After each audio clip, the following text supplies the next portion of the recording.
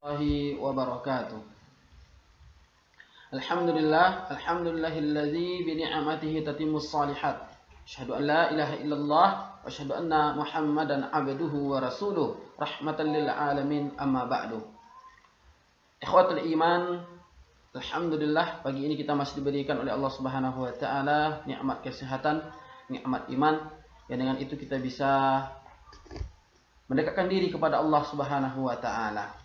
Baik, untuk mengisi waktu kita pagi hari ini, marilah kita lanjutkan materi tajwid kita. Yang kemarin kita sudah membahas hukum ra yang tafkhim dan tarqiq. Dan untuk pagi ini ada satu hukum lagi pada huruf ra, yaitu boleh dibaca tafkhim tebal atau juga boleh dibaca tarqiq tipis. Oke, poin pertama di sini kita lihat ada tebal lebih utama. Artinya tafkhim lebih diutamakan ketika kita bertemu huruf ra yang sukun tidak asli, artinya arid, dan sebelumnya huruf isti'la sukun, dan sebelumnya huruf berharokat kasrah. Jadi ketika ini maka tafkhim lebih diutamakan, akan tapi juga boleh kita baca dengan tarqiq. Yang pertama rumusnya tadi yaitu berharokat kasrah, ya. Kemudian ada huruf isti'la yang sukun dan ada huruf ra yang sukun arid, sukun yang disebabkan oleh waqaf atau berhenti. Contohnya kata Misr, ya, Misr. Jadi kata Misr, ya, Misra ini ra-nya boleh ditebalkan, boleh ditipiskan, akan tetapi lebih diutamakan membaca dengan tebal. Misr kalau tebal, ya. Jadi lidah terangkat ke atas, Misr. Kalau tipis, Misr, tipis lidahnya ke bawah. Kalau tebal maka melengkung ke atas, ke arah langit-langit atas. Misr.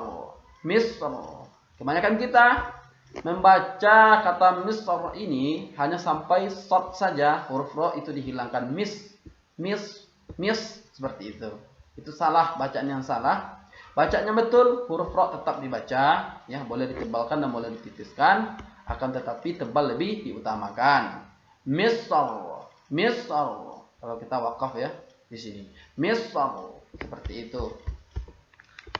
Baik, ikhwatul iman, yang kedua tipis lebih utama, ya. Jadi tipis atau tarqiq lebih diutamakan. Terdapat dalam tiga keadaan. Yang pertama huruf ra kasrah, ya. Setelahnya huruf yang dihapus untuk meringankan bacaan. Jadi ada huruf yang tidak ditulis, ya, kan tetapi dia sebenarnya ada, aslinya ada, tapi tidak ditulis, ya, untuk meringankan bacaannya. Maka ketika itu hukum ra dibaca tipis. Kemudian huruf ra sukun arid, ya, sukunnya disebabkan waqaf. Sebelumnya huruf isti'la sukun dan sebelumnya huruf berharokat kasrah. Di huruf isti'la-nya sukun dan sebelum huruf isti'la ada yang berharokat kasrah, maka dibaca tipis. Dan yang terakhir huruf ra sukun asli, ya. Huruf sebelumnya kasrah dan setelahnya huruf isti'la yang berharokat kasrah.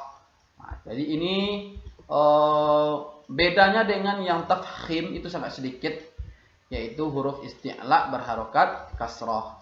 Kalau dia berharokat fathah maka akan menjadi tafkhim atau tebal. Akan tetapi ketika dia berharokat kasrah itu tipis lebih diutamakan dan boleh juga dibaca dengan tebal.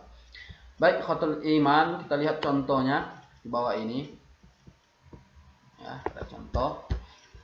Yang pertama tadi adalah huruf ra itu sukun, ya, ra sukun. Ra berbaris di bawah, ra berbaris di bawah atau kasrah, dan setelahnya ada ya yang dihapus atau mahzufa, ya, yang dihapus untuk meringankan bacaan. Contoh kata nuzuri yasri, ya, nuzuri yasri. Ada lagi beberapa contoh di dalam Al-Quran. Di dalam Al-Quran ditulis seperti ini dalam mushaf, ya, nuzur, ya, nuzuri yasri, ya.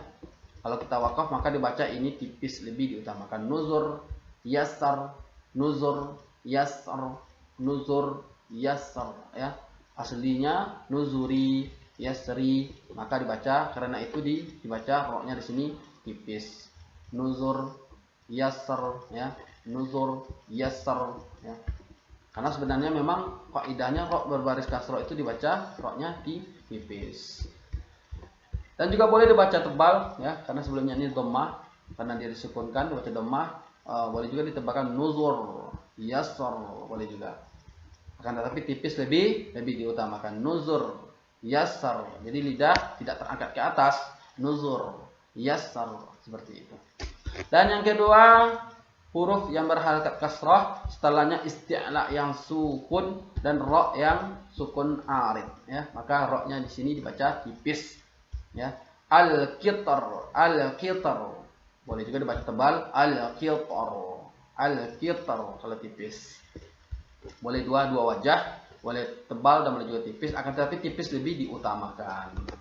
Kemudian yang terakhir, ya, ro-nya sukun, sebelumnya berharakat kasrah, ya. Kemudian ada isti'la yang maksurah, ya, huruf isti'la yang kasrah yang berbaris di bawah. Maka di sini dibaca tipis lebih diutamakan. Firqa, firqin, firqa. Kalau wakaf firqa, firqa. Kalau tebal kan firqa.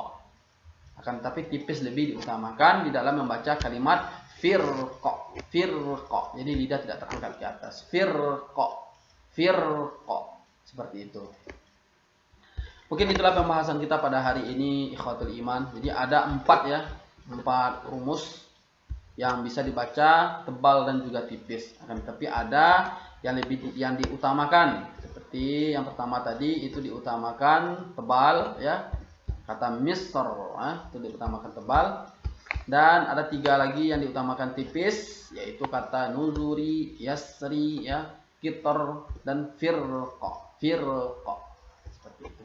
Semoga pembahasan ini ada manfaatnya dan membantu kita untuk mempermudah membaca Al-Quran, ya. Intinya waktu kita diperbanyak untuk membaca Al-Quran, maka bacaan kita, lidah kita akan terbiasa dengan ayat-ayat suci Al-Quran. Dan semakin hari semakin bacaannya akan membaik. Tapi kalau kita jarang baca Al-Quran, maka lisan kita akan terasa berat untuk membaca Al-Quran. Billahi taufiq wal hidayah. Assalamualaikum warahmatullahi wabarakatuh.